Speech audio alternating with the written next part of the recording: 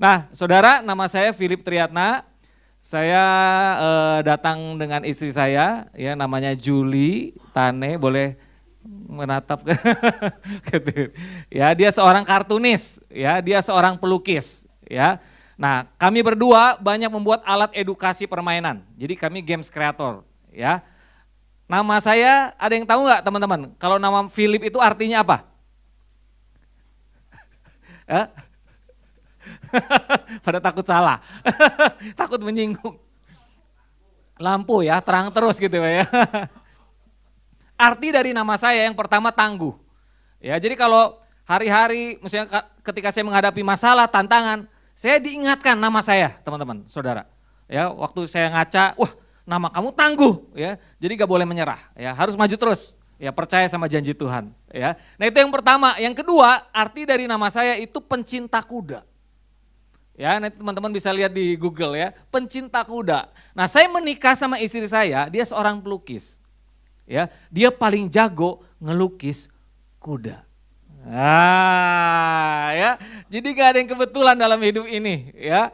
Begitu juga saya dan istri saya bisa ketemu dengan Bapak Ibu, saudara semua juga bukan satu kebetulan. Udah kayak keluarga, ya. Kalau sama Kak John nggak hanya di sini ya.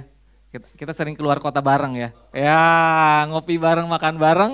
Jadi kami berdua terinspirasi ya sama Kak John sama Ci Susi. Saudara, hari ini saya mau share kepada saudara semua tentang yang namanya naskah hidup. Ya, sebuah film yang keren itu dimulai dari naskah yang bagus. Ya, drama yang bagus dimulai dari naskah yang bagus. Ya, begitu juga film. Nah, saya percaya saudara bahwa Tuhan punya mimpi buat masing-masing kita lebih besar daripada mimpi kita sendiri. Ya, sebesar apapun impian saudara, mimpi Tuhan jauh lebih besar. Ya, kalau saudara hanya sekedar saya mau jadi orang sukses, mimpi Tuhan lebih dari sukses buat saudara. Saudara bukan hanya sukses mungkin secara materi atau secara karir, tapi Tuhan mau membawa hidup saudara berdampak. Ya, buat keluarga saudara, buat lingkungan saudara, buat kota saudara, ya, bahkan buat Indonesia, ya, bahkan ada banyak ya anak-anak Tuhan dipakai sampai ke ujung bumi jadi berkat. Ya. Nah, mimpi Tuhan juga ya, namanya orang tua pasti punya impian buat kita. Ya. Banyak orang tua tuh punya impian ya, punya cita-cita pengen anaknya lebih berhasil daripada dirinya, gitu ya. Nah, mimpi Tuhan lebih gede ya buat hidup saudara dibandingkan mimpi orang tua saudara. Ya. Kalau kita baca di Kisah Rasul 1 ayat yang ke-8 ya, teman-teman pasti saudara sudah hafal ya firman Tuhan ini. Ketika Roh Kudus turun atas hidup kita, kita akan jadi apa? Saksi pertama di mana? Yerusalem, Yudea, bahkan sampai ke ujung bumi. Wow, itu mimpi Tuhan buat kita saudara. Siapapun saudara, ya, apapun latar belakang saudara, ya, kondisi ekonomi saudara sekarang, ya, dari mana saudara berasal. Ini Tuhan bilang, ketika Roh Tuhan turun atas hidup kita, kita bisa jadi berkat sampai ujung bumi. Itu mimpinya Tuhan. Ya, tapi bertahap. Ya, kita harus jadi berkat dulu ya di keluarga kita, di lingkungan kita, di kota kita, bahkan sampai ke bangsa-bangsa. Ya. Nah, coba kita lihat di Amsal 4 ayat yang ke-23. Ini ayat yang gak asing buat kita semua.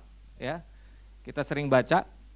Jagalah hatimu dengan segala kewaspadaan, karena dari situlah terpancar kehidupan. Ya. Jadi kalau kita jaga hati kita, ya, lebih dari apapun, hidup kita memancar kehidupan, bukan kematian. Ya. Memancarin kehidupan. Hidup kita jadi berkat, saudara. Hidup kita jadi saksi, ya, dimanapun kita berada. Nah, yang menarik, saudara, ada salah satu pengertian ya dari ayat ini yang cukup dalam. Ya. Di sini kan jagalah hatimu dengan segala kewaspadaan, karena dari situ terpancar kehidupan. Ya, pengertian aslinya, jagalah hatimu melebihi apapun juga. Ya, karena di situ ada penentuan batas-batas dalam kehidupan. Ya, jadi kalau kita menjaga hati kita lebih dari harta, lebih dari keluarga, ya, keluarga penting.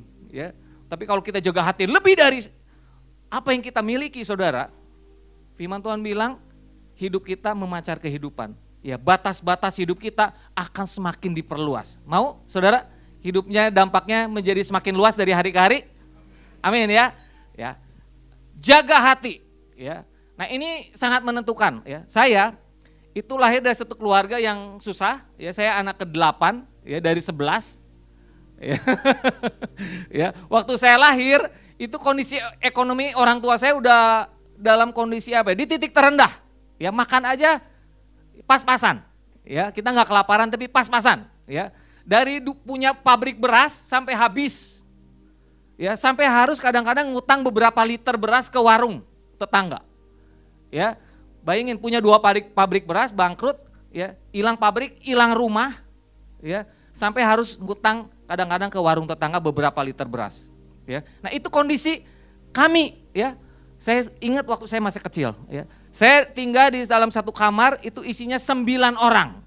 Ah, di sini ada nggak satu kamar ber-9? Ya. Paling berapa ya? 3 kali 4 atau 4 kali 4? Enggak gede, ya. Tapi kami ber-9. Udah kayak apa? Ikan asin.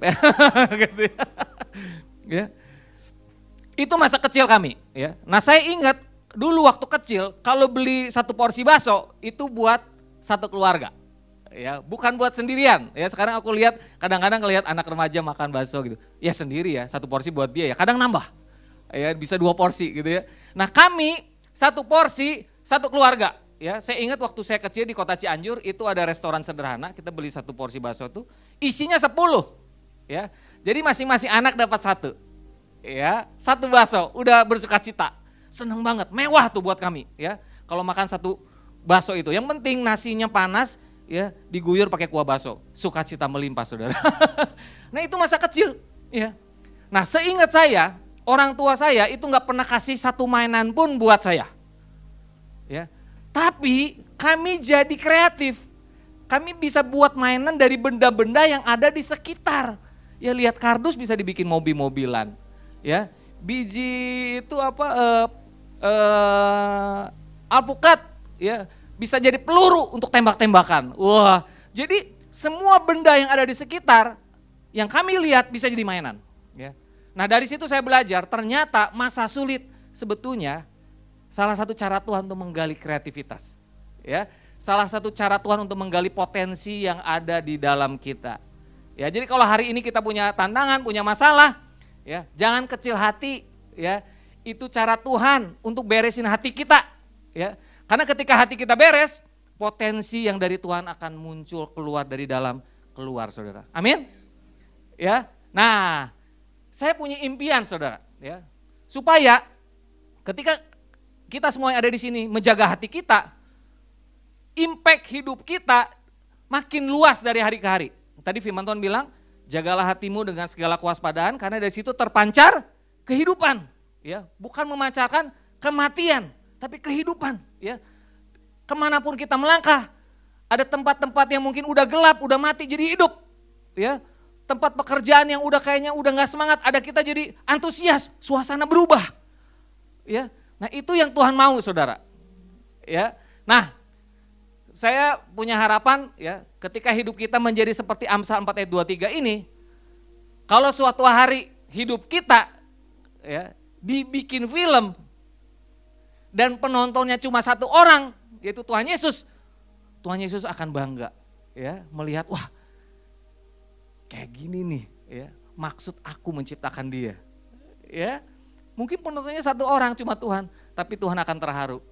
Ya, wah dia senang, dia gembira, ya, dia tersentuh karena melihat hidup kita menjadi seperti apa yang menjadi mimpinya dia. Ya, nah, Saudara, bicara film, ya, ini ada penelitian, ternyata film dibuat, ya kalau naskah dibikin, itu storyline atau alur ceritanya itu nggak jauh-jauh dari 7 titik. Coba bisa ditampilkan. Nah ini, ya, saya punya harapan nanti hidup Saudara, ya, punya buku catatan, buku tentang hidup Saudara yang bisa menjadi warisan iman. Ya, pertama menginspirasi diri Anda sendiri, yang kedua menginspirasi pasangan, menginspirasi anak, cucu bahkan sampai ke cicit. Ya, mau di sini punya buku catatan atau buku tulis yang bisa diwariskan nilai-nilainya ke generasi yang akan datang? Amin. Wah, Coba kita buka dulu nih, ini ada satu ayat, saya teringat dulu. Kita coba lihat di Ulangan 4 ayat yang ke-9. Wah, tiba-tiba muncul ayat ini. Ulangan 4 ayat yang ke-9.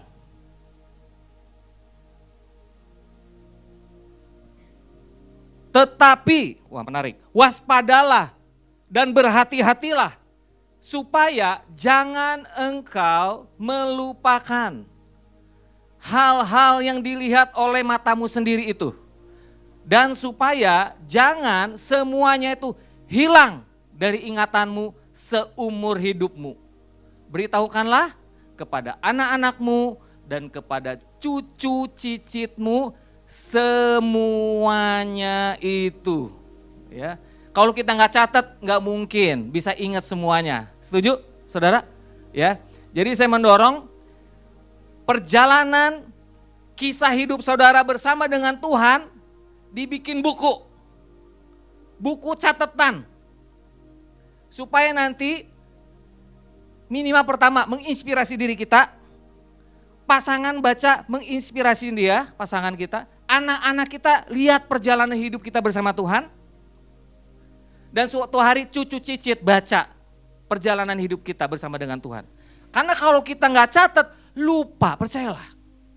Ya, ada banyak orang hari-hari ini, wah Tuhan, aku lagi ngalami masalah nih, tantangan yang berat. Ya, kesannya Tuhan, ada banyak orang kesannya Tuhan nggak tolong dia. Ya, padahal di masa yang lalu beratus-ratus kali Tuhan tolong, cuma dia nggak catat, dia lupa. Ya, dulu begitu banyak pertolongan yang Tuhan bantu ya buat dia, tapi dia nggak catat. Ya, padahal kalau dia catat, dia baca, wah dulu aja Tuhan bantu kok, dulu aja aku pernah ngalami titik terendah kok, ada jalan keluar. Kenapa aku harus takut dengan tantangan yang aku hadapi hari ini? Amin, saudara.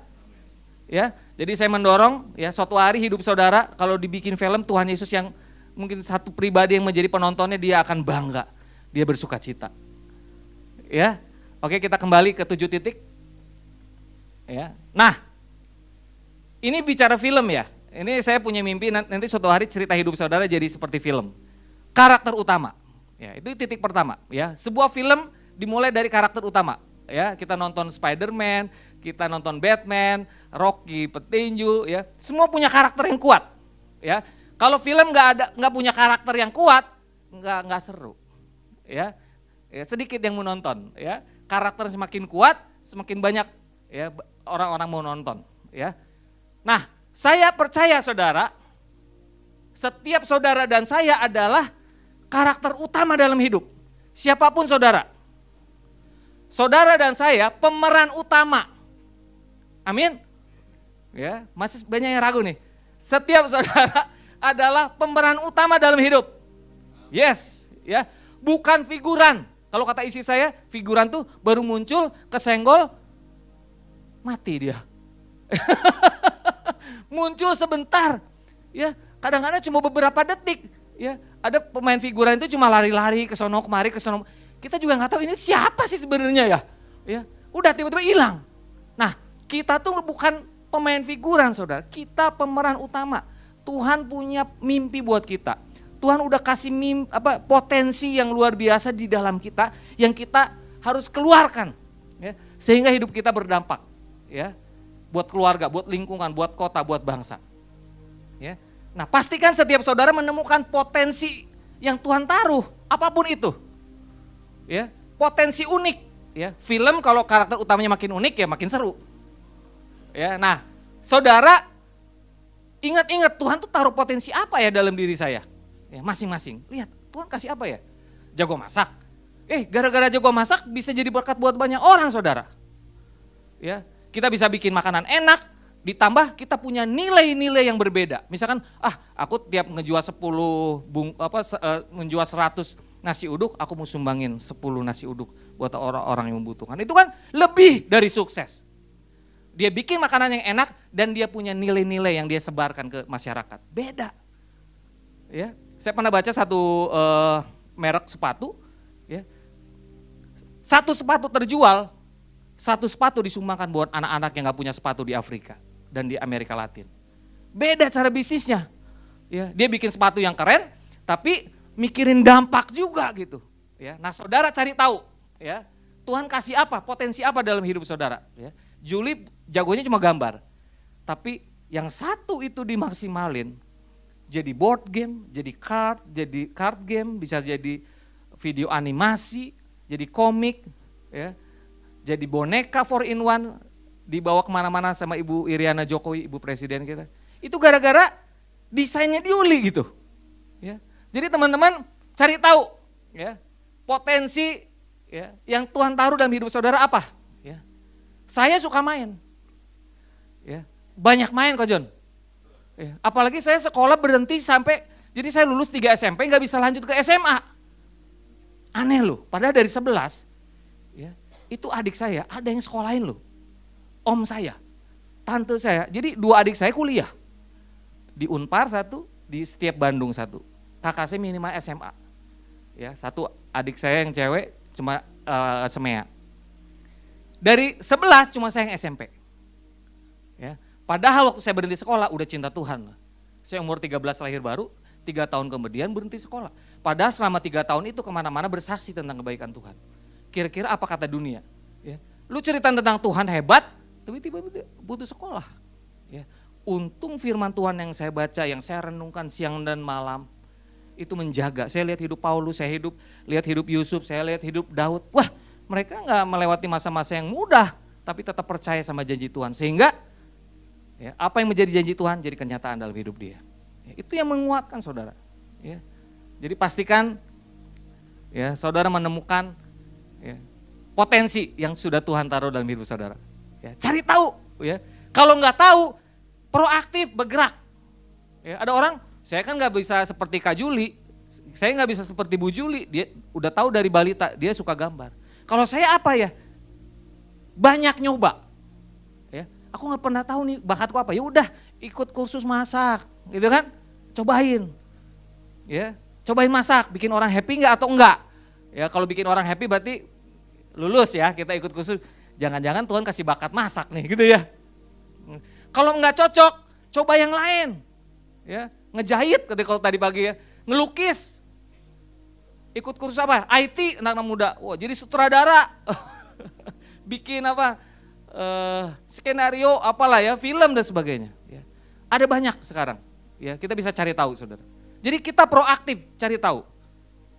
Nah kalau kita ketemu apa yang kita suka, misalkan aku bingung nih pas nyobain masak, ternyata seneng. Ya, dan dikonfirmasi sama banyak teman, sama keluarga kita, bener masakan kamu enak. Nah kita lanjutin, kita tajemin. Ya. Nah jadi saudara proaktif cari tahu. Bagi yang belum tahu potensi uniknya apa. Ya. Kalau yang sudah ketemu, ya mungkin aku tuh seneng memotivasi orang. Ikut mungkin kelas public speaking, ya, kelas jadi apa ya, jadi coach dan sebagainya. Ya. Jadi kita bergerak. Karena titik kedua saudara, pemeran utama pasti menemukan tantangan. Ya, ada masalah yang harus diatasi. Coba saudara pikir-pikir, saya hidup di dunia ini, kira-kira Tuhan mempercayakan saya apa? Masalah apa yang saya harus atasi? Ya, kalau masalah keluarga udah pasti. Tapi masalah yang ada di masyarakat, apa nih yang Tuhan percayakan untuk saya bisa atasi? Ya, karena sebagai seorang pemeran utama, pasti ya, Tuhan kasih potensi itu untuk menolong orang lain. Amin, saudara. Ya, bahkan tadi pagi saya share yang namanya harapan. Orang yang hidup dalam harapan adalah orang-orang yang terkonek sama tujuan Tuhan. Ya, karena bahasa aslinya kan tikwa, harapan itu. Jadi terkoneksi sama mimpi Tuhan, sama tujuan-tujuan Tuhan. Jadi selama kita tetap terkoneksi sama tujuan-tujuan Tuhan, percayalah kita akan menjadi orang-orang yang gak akan pernah kehilangan harapan. Ya, nah harapan Tuhan apa? Udah pasti keluarga kita, kota kita, lingkungan kita, bangsa kita. Jadi Tuhan panggil kita untuk jadi solusi buat lingkungan, buat kota, buat bangsa. Cari tahu masalah-masalah yang ada di masyarakat apa. Nah kita gereja ya jadi solusi. Ya, tadi saya share ke Kojon juga. Di Indonesia sekarang tahun terakhir ya untuk masalah anak ya, 50.000 anak usia anak hamil di luar nikah. 50.000 1 tahun. Bayangin gak? Ini generasi lagi dihancurkan saudara. Nah kita gereja harus bikin apa nih? Mungkin itu salah satu tantangan yang kita harus atasi. Ya, usia anak punya anak. Kan menurut hukum 18 tahun ke bawah usia anak. Jadi ada usia 15 punya anak, 16 punya anak. Akhirnya apa? Anak mendidik anak, dia belum bisa, sekolahnya berhenti, kerja dengan gaji yang pas-pasan, menikah dengan kebanyakan yang sebaya juga, ya penghasilannya pas-pasan. Nah itu menjadi rantai kemiskinan, jadi rantai masalah. Nah kita gereja apa? Ya, saya percaya Tuhan akan berbicara banyak kepada masing-masing kita untuk kita action. Ya, tahun lalu 400.000 ya perceraian di Indonesia. Wow, ya 400.000 banyak. Ya, jadi keluarga dihancurkan saudara. Nah kita gereja ngapain? Apa yang kita bisa buat? Ya, karena kita agen-agen perubahan di bangsa ini. Ya, ada tantangan, ada raksasa yang kita harus taklukkan. Ya, saya belajar ini kalau ini Daud harus menang lawan siapa? Goliat. Ketika Daud menang lawan Goliat, jadi gini, orang Israel itu trauma ya sama raksasa ya. Ya, dari Mesir mau ke tanah perjanjian, trauma, waduh banyak orang raksasa di tanah perjanjian kan, stres kan. Ya, untung ada Kaleb, ada Yosua kan. Ketemu lagi raksasa yang kedua nih. Ya. Tapi dia kalahkan. Nah, kemenangan Daud mengalahkan raksasa, ya. Ini apa ya, menolong ya generasi yang setelah Daud, ya. Jadi nggak trauma lagi melihat raksasa. Coba kalau bayangin kalau Daud kalah. Generasi setelah Daud, ya, mungkin makin takut dengan raksasa-raksasa yang bisa menghambat, ya, apa yang menjadi rencana Tuhan, ya, mimpi Tuhan buat bangsa itu, ya. Jadi saudara, apa tantangan yang Tuhan kasih yang Tuhan mau saudara atasi, ya. Yang ketiga, nah ini menarik saudara, di film apapun muncul pemandu, ya, muncul pemandu. Pemandu itu siapa? Bisa orang tua, mentor, bapak rohani, kakak rohani, komunitas. Ya. Jadi Tuhan gak biarin kita sendiri saudara. Ada teman-teman seperjalanan, ada sahabat yang menjadi pemandu hidup kita. Ya. Gak ada orang sukses karena dirinya sendiri, tapi karena ada begitu banyak kontribusi orang-orang yang berjasa membantu hidupnya. Ya, ada komunitas, ada orang tua, ada kakak, ada bapak rohani, ada komunitas dan sebagainya. Ya. Ada pemandu. Jadi bersyukurlah ya Tuhan kirim pemandu-pemandu dalam kehidupan saudara. Ya, saya yakin ya pengusaha yang terkenal, guru yang hebat, ya apapun profesi kita, ya Tuhan kirim pemandu-pemandu untuk menajamkan kita punya potensi. Ya. Titik keempat apa? Rencana. Ya, kita nggak mungkin bisa berhasil kalau kita nggak punya planning, saudara. Ada penelitian tahun 54 di Yale University, salah satu kampus terkenal. Di tes survei ke 100 orang, apakah mereka punya yang namanya rencana, apakah mereka punya yang namanya impian. Dari 100 orang, cuma 60 orang nggak punya yang namanya cita-cita, nggak punya yang namanya goal. Itu 60 orang. Yang 27 orang ragu-ragu. 10 orang kuat impiannya. Tapi hanya 3 orang yang punya cita-cita, yang punya goal, yang punya rencana dan dicatat, ditulis. Ya. 20 tahun kemudian dilihat hidup mereka, 60 orang hidupnya nggak kurang, tapi rata-rata. 27 orang lebih baik dari yang 60 orang, 10 orang hidupnya luar biasa. Ya karirnya bagus, ya ekonominya oke, ya itu yang 10 orang. Tapi yang 3 orang hidupnya menginspirasi bangsa. Ya, pertanyaannya hari ini pagi ini kita mau yang mana? 60, 27, 10 atau yang 3? Ya, yang 3 ya. Kita mulai catat karena tadi kita bayangin waspada dan berhati-hati itu kata firman Tuhan. Supaya jangan engkau melupakan apa yang dilihat. Ya, apa yang kita alami kebersamaan kita bersama Tuhan. Catat banyak hal yang kita syukuri teman-teman. Ya, tapi karena kita nggak catat detail, ya, akhirnya kita gampang lupa dengan kebaikan yang Tuhan sudah lakukan buat hidup kita. Ya. Bikin rencana. Yang kelima, beraksi. Ya, harus praktek, harus bertindak untuk bisa menjadi orang sukses. Punya rencana saja nggak cukup, ya, harus ada tindakan. Ya. Kalau skill, ya tadi karakter utama punya potensi unik, Penelitian perlu waktu 10.000 jam untuk kita bisa ahli di bidang apapun. Ya, penyanyi yang hebat, pemusik yang keren, sutradara, pelukis, master chef, apapun, rata-rata lebih dari 10.000 jam. Kojon pasti khotbah udah 20.000 jam. Ya. Karena kalau latihan setiap hari, kalau saya terpanggil jadi pemain musik yang handal, gitar misalnya, latihan sehari 3 jam, sebulan 90 jam, setahun 1.000, 10 tahun master. Ya, kalau latihan sehari 3 jam untuk mencapai 10.000. Ya.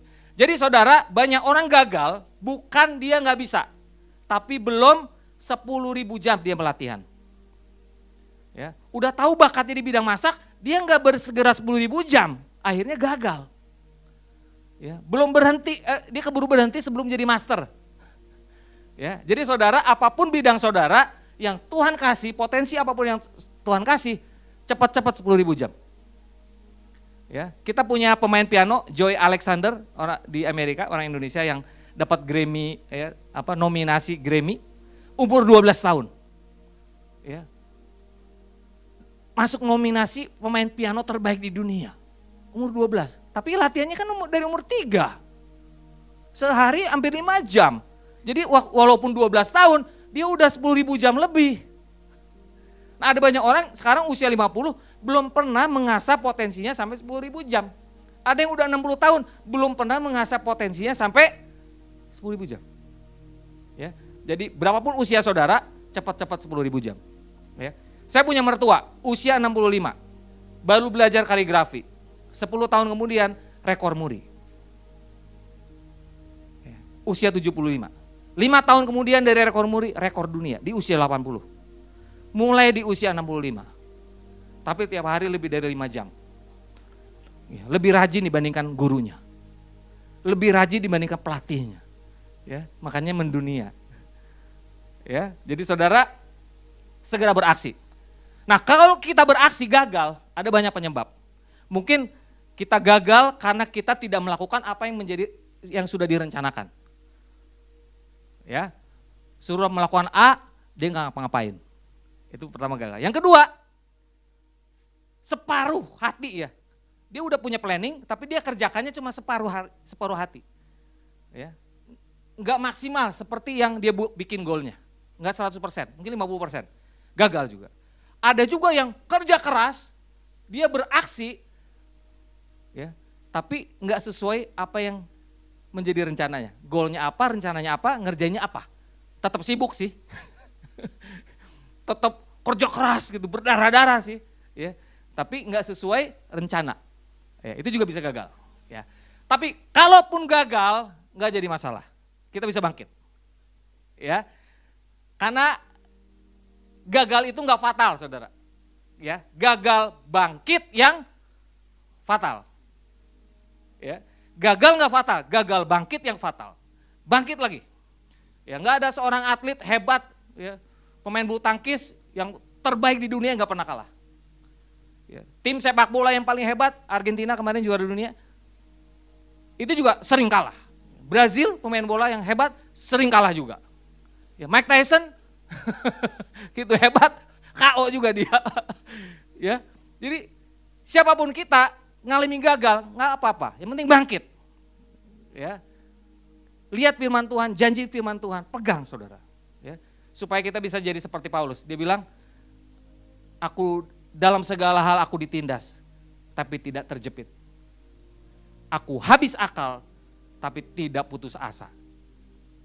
Aku dianiaya, tapi tidak ditinggalkan sendirian. Aku dihempaskan, tapi tidak binasa. Ya, itu orang yang punya hubungan yang melekat sama Tuhan kayak gitu. Ya, kadang habis akal, bisa, tapi nggak putus asa, tetap percaya. Ya, hanya masalah waktu, janji Tuhan digenapi.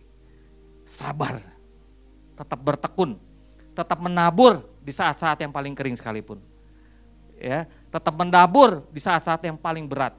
Ya, tetap menabur walau sambil menangis. Ya, di Mazmur 126. Ya, baru kita akan menuai. Ya, supaya kita bisa berhasil seperti yang Tuhan mau. Berhasil seperti yang Tuhan mau, punya mimpi Tuhan yang pertama. Yang kedua, terus menggali potensi yang Tuhan kasih. Yang ketiga, kita peduli sama keluarga, sama kota, sama bangsa. Ya, kalau kita punya impian kuat, terus menggali potensi tapi kita nggak peduli bangsa kita, menurut saya itu bukan orang yang sukses seperti yang Tuhan mau. Ya, saudara, kalau hidup saudara jadi sebuah film, orang-orang jadi semangat gak kalau nonton? Orang terinspirasi gak? Orang timbul ide-ide baru gak kalau nonton film kita? Wah, keluargaku berantakan nih, udah mau pisah nih pas lihat film kita. Dia kayaknya lebih berantakan ya, tapi pulih. Ya, aku juga bisa dipulihin keluargaku. Ya, mungkin cerita saudara waktu ditayangkan, orang-orang lihat ini orang dari keluarga miskin ya, sekolah aja kagak ya, tapi bisa berhasil ya, karena ada Tuhan bersama-sama dengan dia. Orang terinspirasi, orang dibangkitkan saudara, orang dikuatkan. Orang ketika nonton film hidup kita, iman mereka dikuatkan. Ya, mau saudara? Ya, tapi yang paling penting, yang kata isi saya, yang penting walaupun penontonnya cuma satu Tuhan Yesus, tapi Tuhan Yesus melihat cerita hidup kita, film tentang hidup kita, dia bangga. Ya, karena kita menjadi seperti apa yang dia mau.